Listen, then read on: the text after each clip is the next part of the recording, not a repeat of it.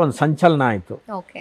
ಆಮೇಲೆ ಇನ್ನೊಂದು ವಿಶೇಷ ಏನಂದರೆ, ಸುಮ್ಮನೆ ಡಬ ಡಬ ಒಂದು ತಮಟೆ ಬರೆದು ಡೊಳ್ಳು ಬರೆದು ಕನ್ನಡ ಕನ್ನಡ ಅಂದ್ಬಿಟ್ರೆ ಆಗಲ್ಲ, ಡಿ ಜೆ ಹಾಕ್ಬಿಟ್ಟು ಕನ್ನಡ ಅಂದ್ಬಿಟ್ರೆ ಆಗಲ್ಲ. ನಮ್ಮ ಕನ್ನಡದ ಪರಂಪರೆನೇ ತಗೊಂಡು ಹೋಗೋರು ಯಾರು ಅಂತಂದರೆ ನಿಜವಾಗಿಯೂ ಸಹ ಗೃಹಿಣಿಯರು. ಗೃಹಿಣಿಯರಿಂದಲೇ ಸಂಸ್ಕೃತಿ, ಗೃಹಿಣಿಯಿಂದಲೇ ಸಂಸ್ಕಾರ ಅಲ್ವಾ. ಒಂದು ಮನೆ ಬಿಡು ಮನೆಯಲ್ಲಿ ಇರ್ತಾರೆ ಅಂತ ಅನ್ಕೋತೀವಿ, ಆ ಮನೆಗೊಂದು ರೂಪವೇ ಅವರಿಂದ.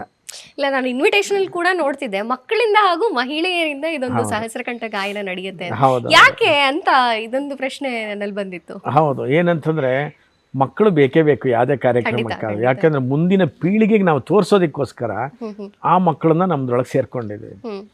ಆಮೇಲೆ ಸುಮಾರು 1,000ಕ್ಕೂ ಜಾಸ್ತಿ ಮಹಿಳೆಯರು, ಅಂದರೆ ಮಹಿಳೆಯರಂತಂದರೆ ಈ ನೌಕರಿ ಮಾಡ್ತಕ್ಕಂಥ ಮಹಿಳೆಯರಲ್ಲ, ಹೋರಾಟಗಾರ್ತಿ ಮಹಿಳೆಯರಲ್ಲ, ರಾಜಕಾರಣಿಗಳ ಮಹಿಳೆಯರಲ್ಲ, ಆಮೇಲೆ ಇನ್ಯಾವುದೋ ಒಂದು ಸಂಘ ಸಂಸ್ಥೆಗಳಲ್ಲಿ ಸಂಘಟನೆಗಳಲ್ಲಿ ಇರ್ತಕ್ಕಂಥ ಮಹಿಳೆಯರಲ್ಲ, ಕೇವಲ ಮನೆಯಲ್ಲಿ ಗಂಡ ಮನೆ ಮಕ್ಕಳು ಅಡಿಗೆ ಅಂತಿದ್ದಂಥ ಮಹಿಳೆಯರನ್ನ ಅಂದ್ರೆ ನೀವೇ ಆಯ್ಕೆ ಮಾಡ್ತೀವಿ. ಹೌದು, ಅವ್ರನ್ನೆಲ್ಲ ತಗೊಂಡು ನಾವು ಅವರಲ್ಲೂ ಒಂದು ಪ್ರತಿಭೆ ಇರುತ್ತೆ ಒಳಗಡೆ. ಖಂಡಿತ ಅವಕಾಶ ಸಿಕ್ಕಿರೋದಿಲ್ಲ ಅವ್ರಿಗಂತ ಯಾವ ಸ್ಟೇಜ್ ಕೊಡ್ತಾರೆ ಅಲ್ವಾ.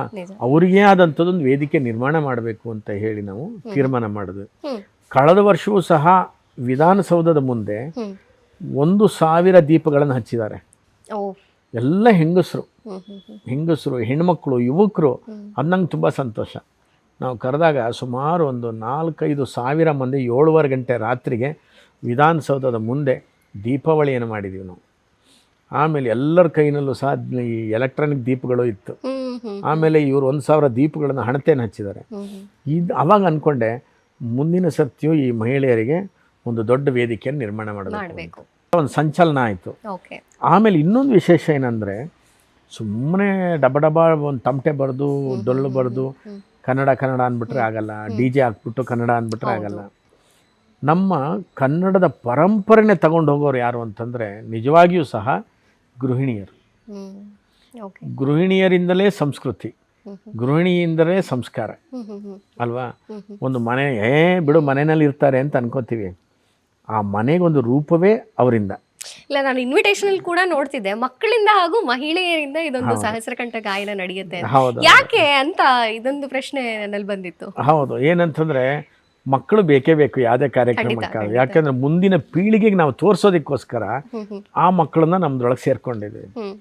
ಆಮೇಲೆ ಸುಮಾರು 1,000ಕ್ಕೂ ಜಾಸ್ತಿ ಮಹಿಳೆಯರು, ಅಂದರೆ ಮಹಿಳೆಯರಂತಂದರೆ ಈ ನೌಕರಿ ಮಾಡ್ತಕ್ಕಂಥ ಮಹಿಳೆಯರಲ್ಲ, ಹೋರಾಟಗಾರ್ತಿ ಮಹಿಳೆಯರಲ್ಲ, ರಾಜಕಾರಣಿಗಳ ಮಹಿಳೆಯರಲ್ಲ, ಆಮೇಲೆ ಇನ್ಯಾವುದೋ ಒಂದು ಸಂಘ ಸಂಸ್ಥೆಗಳಲ್ಲಿ ಸಂಘಟನೆಗಳಲ್ಲಿ ಇರ್ತಕ್ಕಂಥ ಮಹಿಳೆಯರಲ್ಲ, ಕೇವಲ ಮನೆಯಲ್ಲಿ ಗಂಡ ಮನೆ ಮಕ್ಕಳು ಅಡಿಗೆ ಅಂತಿದ್ದಂಥ ಮಹಿಳೆಯರನ್ನ ಅಂದ್ರೆ ನೀವೇ ಆಯ್ಕೆ ಮಾಡ್ತೀವಿ. ಹೌದು, ಅವ್ರನ್ನೆಲ್ಲ ತಗೊಂಡು ನಾವು ಅವರಲ್ಲೂ ಒಂದು ಪ್ರತಿಭೆ ಇರುತ್ತೆ ಒಳಗಡೆ. ಖಂಡಿತ ಅವಕಾಶ ಸಿಕ್ಕಿರೋದಿಲ್ಲ ಅವ್ರಿಗಂತ ಯಾವ ಸ್ಟೇಜ್ ಕೊಡ್ತಾರೆ ಅಲ್ವಾ.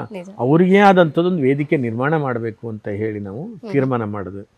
ಕಳೆದ ವರ್ಷವೂ ಸಹ ವಿಧಾನಸೌಧದ ಮುಂದೆ 1,000 ದೀಪಗಳನ್ನು ಹಚ್ಚಿದ್ದಾರೆ. ಎಲ್ಲ ಹೆಂಗಸರು ಹೆಣ್ಮಕ್ಳು ಯುವಕರು. ಅದು ನಂಗೆ ತುಂಬ ಸಂತೋಷ.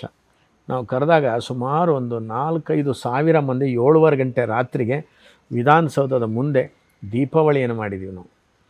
ಆಮೇಲೆ ಎಲ್ಲರ ಕೈನಲ್ಲೂ ಸಹ ಈ ಎಲೆಕ್ಟ್ರಾನಿಕ್ ದೀಪಗಳು ಇತ್ತು. ಆಮೇಲೆ ಇವರು 1,000 ದೀಪಗಳನ್ನು ಹಣತೆಯನ್ನು ಹಚ್ಚಿದ್ದಾರೆ. ಅವಾಗ ಅಂದ್ಕೊಂಡೆ, ಮುಂದಿನ ಸರ್ತಿಯು ಈ ಮಹಿಳೆಯರಿಗೆ ಒಂದು ದೊಡ್ಡ ವೇದಿಕೆಯನ್ನು ನಿರ್ಮಾಣ ಮಾಡಬೇಕು.